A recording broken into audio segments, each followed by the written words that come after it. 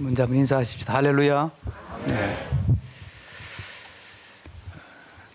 목사들이 설교할 때 제일 떨릴 때가 언제인지 아세요? 하늘 같은 선배 목사님 앞에 앉아 있을 때 제일 떨리는데, 이순 목사님 지금 제가 들어올 때 못 뵀는데 지금 앉아 계시는 거 보니까 제가 신학교 다닐 때 천안중앙 담임하고 계셨고 우리 교단의 큰 어른이시니까 인간적으로 떨리죠. 그렇죠, 그죠? 그게 정상이죠. 네. 안 떨린다 그러면 또 교만이라 그럴 거고. 제가 신학교 다닐 때 기숙사에서 신학생들끼리 골품 제도를 가지고 농담을 한 적이 있습니다. 목사님 아들들을 성골이라 불렀고 장로님 아들들을 뭐라고 불렀겠습니까? 지인골이라 불렀어요. 저희 아버님은 목사님도 아니고 장로님도 아니라 저 같은 경우를 반골이라고 불렀습니다. 사실 이동 목사님은 그렇게 치면 성골이죠. 네. 요즘 청년들 수저론으로 이야기하면 금수저 물고 났는데, 저는 이 목사님께 그 자제가 있다는 건 알았지만 이동 목사님은 이 중심교회에서 처음 뵀어요. 연동교회 부목으로 와 있다는 이야기만 제가 들었었고, 노예 가입을 위해서 제가 처음 만났을 때 그때 처음 뵀는데, 보면서 다 갖췄는데 왜 개척을 할까? 뭐가 문제가 있었나? 이런 많은 생각을 했습니다. 그러면서 또 한편 저 역시 개척의 길을 비슷하게 갔기 때문에 이 어려운 시대에 개척이라고 하는 남다른 길을 선택하면서 도전하고, 또 거기에 함께하는 교인들이 분명히 있을 텐데, 그 목사님과 함께하는 그 동지들이라고 할까요? 그분들이 어떤 분일까 참 궁금했고, 근데 그 새로운 도전과 또 짧은 기간에 또 하나님께서 의미 있는 열매를 거두게 하셔가지고 이렇게 아름답게 자라가는 모습을 보면서 참 감사하고, 또 한국교회의 어떤 희망의 빛을 비춰주는 교회가 아닐까, 그런 기대를 하면서 오늘 여기까지 왔습니다. 어쩌다 보니까 목사님 말씀하신 것처럼 이 하여튼 중심교회에서 설교를 지금 제가 3번째 하는 거예요. 그 교인들 전체 앞에서 하는 거는 처음이고, 어쨌든 재직들 대상으로 제가 2번 했었고, 오늘 이제 3번째 입당 예배로 말씀 전해달라 그래서, 왜 또 저한테 부탁을 할까? 뭐 주변에 하실 분이 얼마든지 많을 텐데, 사실 이성인 목사님 지금 바쁘셔도 요청하면 분명히 거절 안 하고 분명히 오실 분이라는 거 저도 아는데, 왜 이성인 목사님 부탁 안 하고 저한테 부탁을 할까? 하여튼 많은 생각을 했어요. 그러면서 제가 또 와서 깜짝 놀란 거는, 아무리 입당 예배지만 그래도 오전에 예배를 드리고 오후에는 입당 예배로 별도 예배를 드리지 않을까 했는데, 주부에 보니까 오전 예배가 없는 거예요. 그래서 물어봤습니다. 이게 주일날 우리가 보통 일반적인 교회에서 드리는 예배, 주일 예배냐 그랬더니 맞대요. 오전에는 뭐 하냐 그랬더니 어린이들, 청소년들이 11시 예배를 드리고, 오후에는 어른들 함께 오후 2시에 매주일마다 예배를 드린다는 거예요. 이야, 참 신선하다. 신선하다 이 생각하면서, 제가 외람 때지만 이순 목사님 아들 참 잘 키우셨다. 그런 생각을 했어요. 모르겠어요. 아버지 입장에서는 좀 아쉬움도 있고 미련도 분명히 있지 않을까 싶습니다. 그렇지만 목사님 후배 입장에서, 또 이기동 목사님 선배 입장에서, 또 부족하지만 한국교회를 나름대로 염려하는 입장에서 참 좋은 아들 두셨다. 그리고 또 함께하는 교우들 여러분들도 여러분 주변에 하나님 이 시대에 귀하게 쓰는 좋은 목회자를 한 분 곁에 두셨다. 또 이렇게 함께 동력하는 믿음의 동지들, 또 함께하는 공동체 식구들이 있다는 것이 한국교회의 새로운 희망의 미랄이 되는 줄로 믿습니다. 기독교 신앙의 특징은 어려우면 무조건 처음으로 돌아가야 합니다. 신앙이 흔들리면 첫사랑을 회복해야 되죠. 교회가 흔들리면 처음의 교회의 모습을 살펴봐야 합니다. 그래서 오늘 입당 예배지만 말씀을 준비하면서 딱 떠올랐던 게 에덴 동산입니다. 에덴 동산은 어떻게 보면 성경의 최초의 교회라 할 수 있습니다. 하나님이 담임 목사님이시고 그리고 아담과 하와가 개척 멤버로 있는 최초의 교회라 할 수 있는데 이 처음 에덴 교회처럼 이 중심 교회가 아름답게 자라갔으면 좋겠다. 이런 마음을 담아서 준비한 말씀을 잠깐 함께 나누겠습니다. 이게 중심교회란 이름이 재밌지 않습니까? 중심. 그래서 제가 설교 부탁받고 중심, 중앙, 중앙, 중심 이걸 가지고 한동안 꽤 오랜 동안 생각을 했습니다. 그러면서 처음에 같이 나누고 싶었던 것이 이 중심교회가 정말 중심이 있는 교회가 되면 좋겠다. 한국 교회가 중심을 잃어버렸습니다. 복음의 중심을 잃어버렸어요. 복음은 복음인데 거짓 복음이 난무하는 시대가 됐어요. 가끔은 교인들 이렇게 만나면 과거부터 알던 교인들이나 이런 좀 뭔가 고민하면서 믿음의 길을 가려고 하는 성도를 만나면 생각하는 믿음을 가진 교인들이 공통적으로 하는 이야기 중에 하나가 뭐냐면 목사님 어떻게 믿어야 되죠? 어떤 교회가 진짜 주님이 기뻐하는 교회예요? 헷갈린데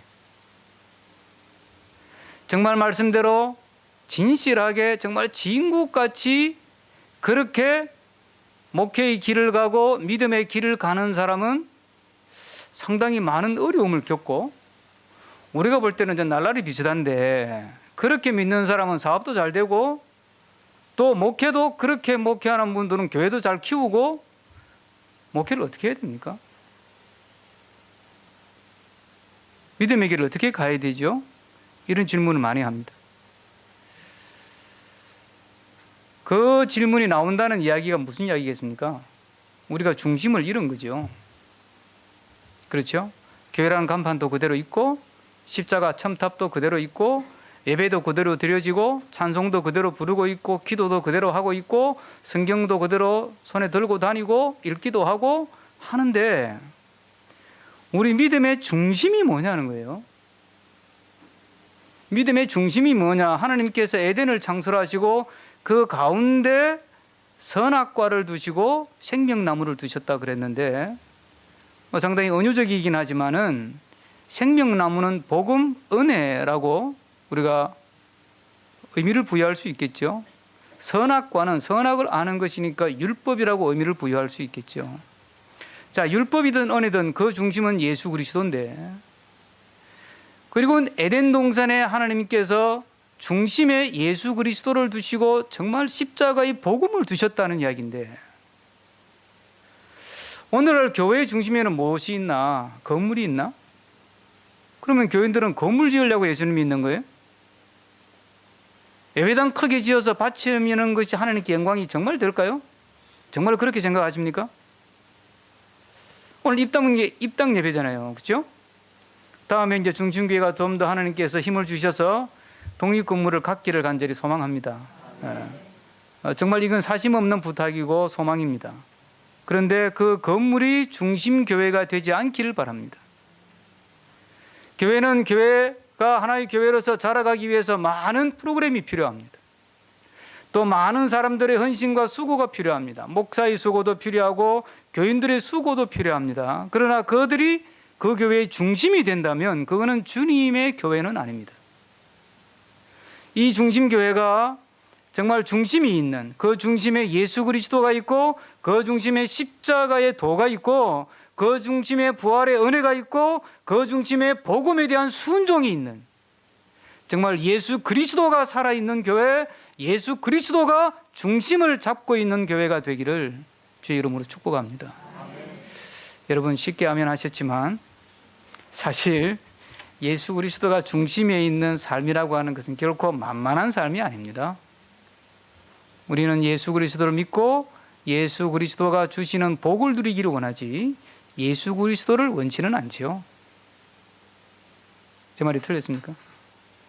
어릴 때 아버지가 출장 가셨다가 집에 돌아오시면 며칠 만에 오시니까 제 위에 누님이 있었고 아래 여동생 둘이 있었습니다. 사남매인데 밤늦게 아버님이 이제 문을 열고 들어오십니다. 그럼 우리 눈이 어디로 갈까요? 잘 아시네요. 아버지가 걸어 들어오시는데 아버지에게 눈이 가지 않고 아버지 손에 눈이 갑니다. 왜? 그 손에는 과자가 있으니까. 아버지가 들어오셨는데 그 손에 아버지의 과자 봉투가 없으면 마음이 어떻습니까? 섭섭합니다. 아버지가 온 것이 반가운 게 아니라 아버지가 들고 오는 과자 봉다리가 반가운 거예요. 예수가 좋은 게 아니고 십자가의 도가 좋은 게 아니고 예수 그리스도의 복음이 좋은 것이 아니라 예수 그리스도가 주시는 부귀영화가 좋은 거지. 그러다 보니까 결국은 복음을 잃어버렸어요. 예수는 간 곳 없고 예수님을 통해서 받으려고 하는 복만 남은 거예요. 중심교회가 정말 예수 그리스도가 중심에 있는 교회, 그래서 중심이 예수 그리스도로 딱 중심이 잡혀 있는 이런 교회로 아름답게 자라가서 그 예수 그리스도를 통해서 흘러나오는 은혜의 재물이 우리 모든 교인들의 영혼을 적시고 가정을 적시고 생업을 적셔가는 그런 교회로 자라가기를 주의 이름으로 부탁합니다. 중심이 있을 뿐만 아니라 중심에 있어야 되지요. 중심교회인데 이 표현을 영어로 hub이라고 했어요. 제가 퀴즈를 하나 내겠습니다. 공통점이 뭔지 한번 맞춰보십시오. 애플, 구글, 페이스북, 알리바바, 우버, 에어비앤비, 아마존, 계속 할까요? 공통점이 뭐죠? 예, SNS를 통해서 뭘 하죠? 저는 학부 전공이 행정학입니다. 그래서 이런 분야에 관심이 있어서 공부를 좀 하다 보니까 플랫폼 비즈니스를 한다는 거예요. 플랫폼 비즈니스. 플랫폼이라고 하는 게 기차 타고 내리면 그 통로를 플랫폼이라고 합니다. 그죠? 수많은 사람들이 기차를 타고 플랫폼에 내립니다. 플랫폼에 내려서 또 자기 집으로, 자기 사무실로 사방팔방으로 흩어집니다. 플랫폼은 많은 사람들이 모이는 중심이고 많은 사람이 흩어지는 중심입니다. 플랫폼이라고 하는 말을 쓰기 전에 한국 사회가 또는 세계 경영에서 많이 썼던 말이 허브이라는 말이죠. 물류의 허브, 뭐 이런 말을 썼잖아요. 정말 이 중심교회가 중심의 복음의 허브로, 십자가 은혜의 허브로, 그래서 이곳에서 하나님의 복음이 플랫폼을 통해서 사방팔방으로 흩어지듯이 이 중심교회를 통해서 주의 복음이 사방팔방으로 흘러가고 흩어질 수 있기를 바랍니다. 에덴 동산에서 4개의 강이 비손, 기혼, 힛데겔, 유브라데라고 하는 특색 있는 4개의 강들이 사방으로 쫙 흘러가서 세계 문명을 이루었습니다. 그러니까 에덴은 4개의 강의 발원지죠. 태백에 대천덕 신부라고 분이 세운 예수원을 가면 이제 대천덕 신부님이 돌아가시기 전에 벌렸던 새로운 프로젝트가 하나 있습니다. 그게 4번째 강 프로젝트인데, 이 우리가 아는 것처럼 태백이 낙동강의 발원지죠. 그리고 한강의 발원지죠. 그리고 태백 주변에 이렇게 왜 래프팅하고 하는 그런 강이 있죠. 그 강의 발원지예요.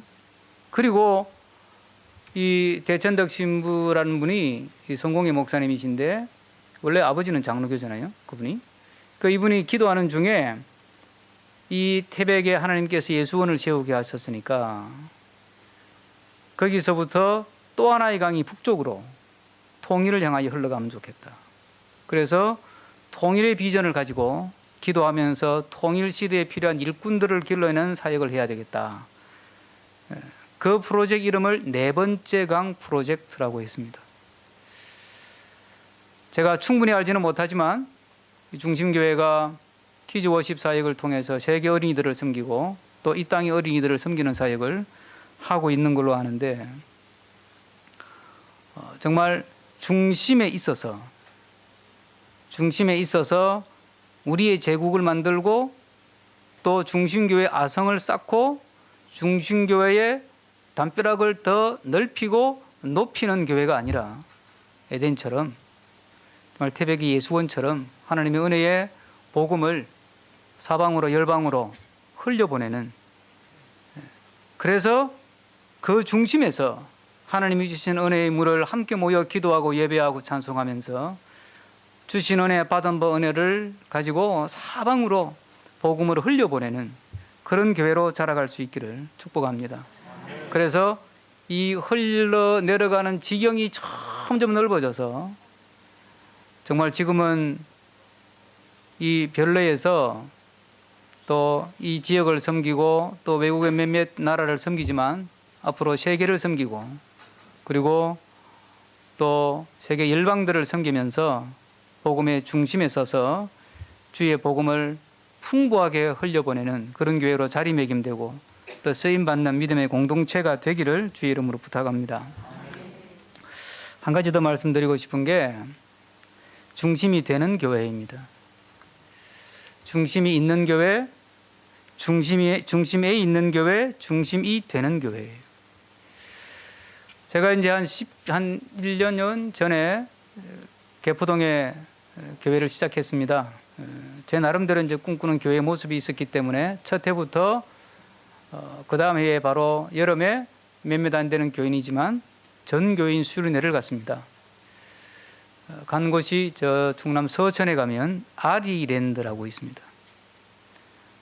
지금 이제 꽤 많이 이렇게 알려졌던데 그 동백꽃 축제를 거기서 해마다 합니다. 그 아리랜드는 아시는 분이 잘 없는데 지금은 그 아들 되는 분이 이제 그걸 경영을 하는 거고, 원래 이 아리랜드를 만드신 분은 정순모라고 하는 분입니다. 이분은 함석헌 선생을 여러분이 아실 텐데 함석헌 선생이라는 분하고 같이 퀘이크 교도 운동을 하신 분입니다. 함석헌 선생님은 이제 나름대로 또 뭐 그렇게 이제 그런 모습으로 미랄 사상을 통해서 그렇게 한국에서 쓰임 받으셨고, 이 정 선생님은 서천에다가 동백꽃이 있고 또 농촌을 살리는 10만 평의 시골 농장을 만드신 거예요. 그러면서 그 아리랜드 가보신 분 혹시 있는지 모르겠는데요, 거기 가면 큰 돌로 비석이 하나 있습니다. 뭐라고 써놨냐면 그게 이 정 선생님이 그 아리랜드를 만들 때 세운 비석이래요. 이곳이 세계의 중심입니다. 이렇게 써붙여놨어요. 이곳이 세계의 중심입니다. 지금부터 몇십 년 전에, 지금도 서천 가려면 저희 개포동에서 빨리 가도 3시간 반, 한번 쉬었다 가면 4시간 걸리는 거리인데 그 길을 이곳이 세계의 중심입니다. 큰 돌비석에다가 새겨놨습니다.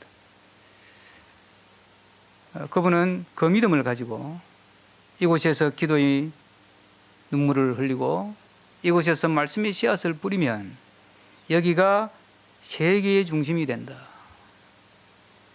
그런 믿음의 고백을 가지고 그 아리랜드를 세우셨대요. 참 멋있는 고백이고 멋있는 비전이죠.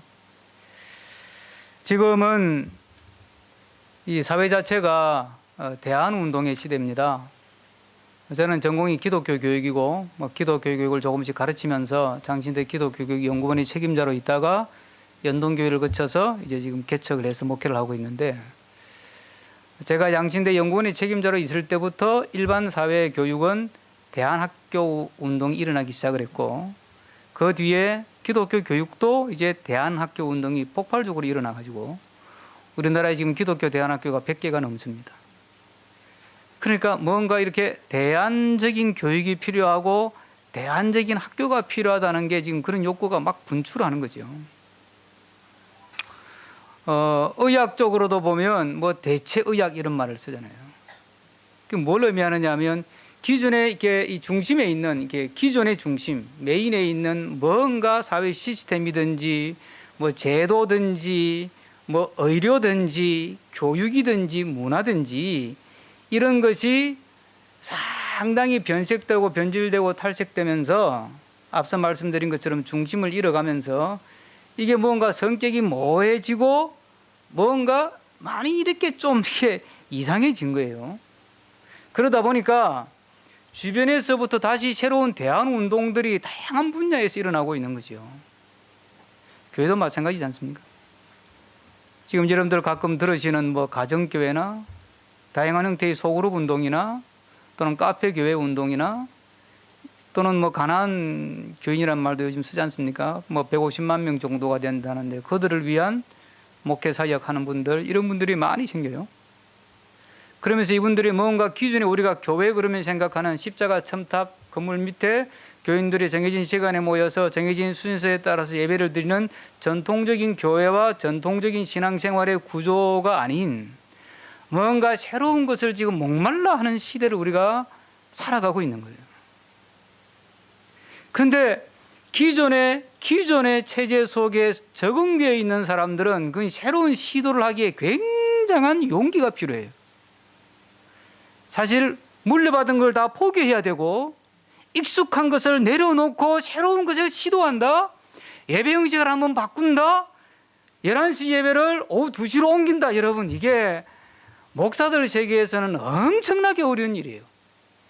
잘못하면 목사의 직을 걸어야 되고 잘못하면 목사의 목을 걸어야 되는 일 경우도 있어요.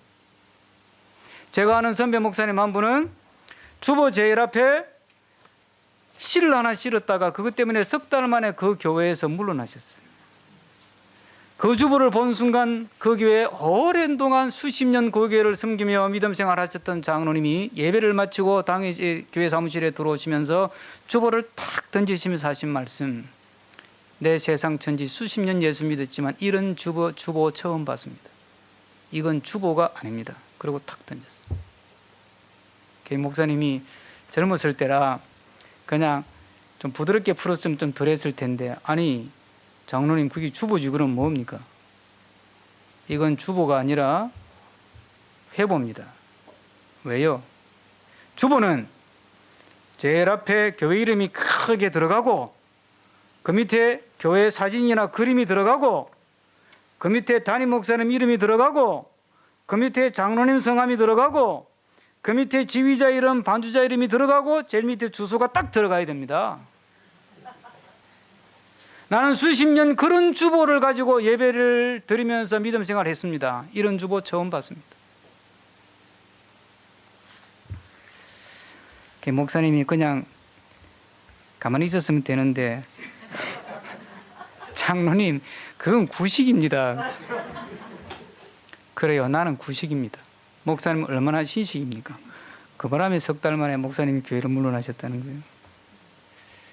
여러분, 그만큼 새로운 시도를 한다는 것, 새로운 시도 정도가 아니라 새로운 대안이 된다고 하는 것은 굉장한 모험입니다.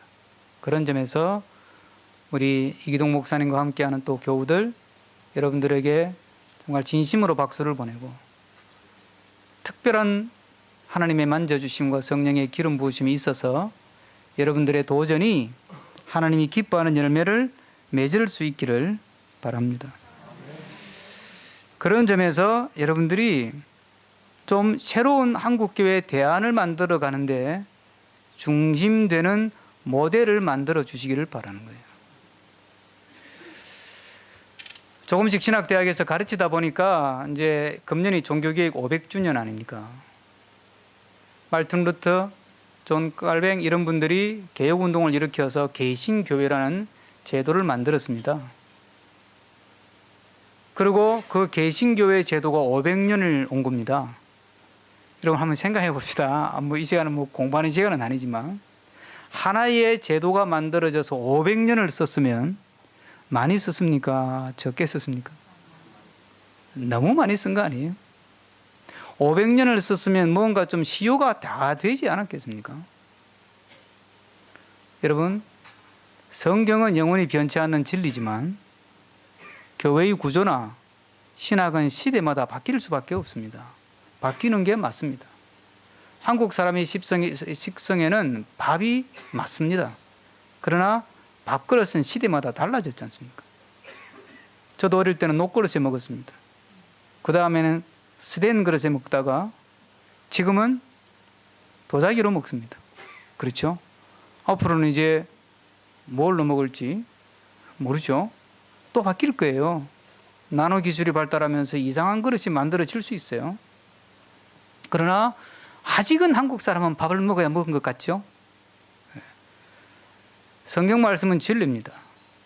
이 말씀은 영원히 변치 않습니다. 그러나 말씀을 담는 교회라는 그릇은 시대마다 바뀔 수밖에 없습니다.